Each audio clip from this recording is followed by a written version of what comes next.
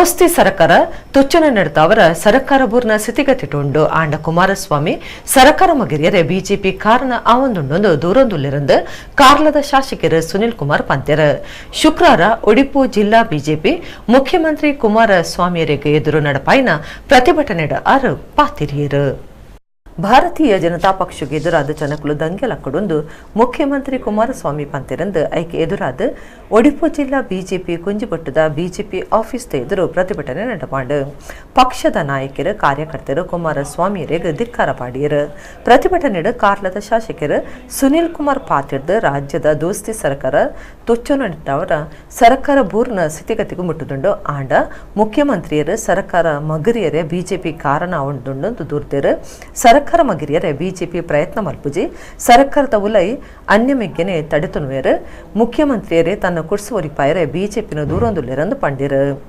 ಮುಖ್ಯಮಂತ್ರಿ ಅನ್ನುವಂಥದ್ದು ಒಂದು ಪ್ರದೇಶಕ್ಕೆ ಸೀಮಿತ ಅಲ್ಲ, ಒಂದು ಜಾತಿಗೆ ಸೀಮಿತ ಅಲ್ಲ, ಒಂದು ಪಕ್ಷಕ್ಕೆ ಸೀಮಿತ ಅಲ್ಲ, ಎಲ್ಲರನ್ನೂ ಕೂಡ ಒಟ್ಟು ಮಾಡಿ ತೆಗೆದುಕೊಂಡು ಹೋಗಬೇಕಾಗಿರುವಂತದ್ದು ಮುಖ್ಯಮಂತ್ರಿಯ ಕರ್ತವ್ಯ.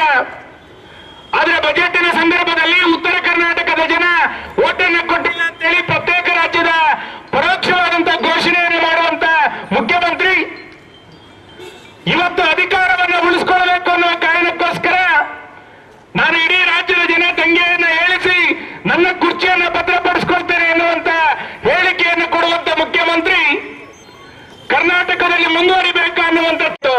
ವಿಧಾನ ಪರಿಷತ್ ಎದುರು ಪಕ್ಷದ ನಾಯಕರು ಕೋಟ ಶ್ರೀನಿವಾಸ ಪೂಜಾರಿ ಪಾತಿರ್ದು ಮುಖ್ಯಮಂತ್ರಿ ಕುಮಾರಸ್ವಾಮಿ ಮೂಜಿ ಜಿಲ್ಲೆಗೆ ಮಾತ್ರ ಮುಖ್ಯಮಂತ್ರಿ ಈ ಪಾತಿರನ್ನು ಸದನಡೆ ಪಂತೆ ಜವಾಬ್ದಾರಿ ಡುಪ್ಪನ ಮುಖ್ಯಮಂತ್ರಿ ಒರಿ ಪಂಪನ ಪಾತಿರ ಒತ್ತು ಆರ ರಾಜ್ಯದ ಜನಗಳ ಮಾಪನಟ್ಟುಡೊಂದು ಒತ್ತಾಯ ಮಾಡ್ತಿರು.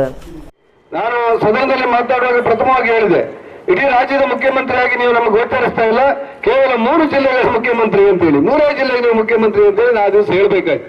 ಇವತ್ತು ಮತ್ತೊಮ್ಮೆ ಹೇಳ್ತೇವೆ, ಇಡೀ ಕರ್ನಾಟಕ ರಾಜ್ಯದ 6.5 ಕೋಟಿ ಜನಸಂಖ್ಯೆಯ ಮುಖ್ಯಮಂತ್ರಿಯಾಗಿ ಕುಮಾರಸ್ವಾಮಿ ಅವರು ಮೂಡಿ ಬರ್ತಾರೆ ಅಂತೆಲ್ಲ ನಾವೆಲ್ಲ ಆಸೆ ಪಟ್ರೆ, ರಾಜ್ಯದ ಮುಖ್ಯಮಂತ್ರಿ ಒಬ್ಬ ನೀವು ದಂಗೆ ಹೇಳಿ ಅಂತೇಳಿ ಜನರಿಗೆ ಕರೆ ಕೊಡ್ತಾರೆ. ಆದ್ರೆ ನಾವು ಕೇಳ್ತಾ ಇರೋದು, ಕರ್ನಾಟಕ ರಾಜ್ಯದಲ್ಲಿ ದಂಗೆಕೋರರ ಮುಖ್ಯಮಂತ್ರಿಯಾಗಿ ನೀವು ಹೇಳಲಿಕ್ಕೆ ಇಷ್ಟಪಡ್ತೀರಾ? ದಂಗೆಕೋರಿಗೆ ನೀವು ಮುಖ್ಯಮಂತ್ರಿ ಆಗ್ತೀರಾ? ಏನಿನ್ನ ಅರ್ಥ?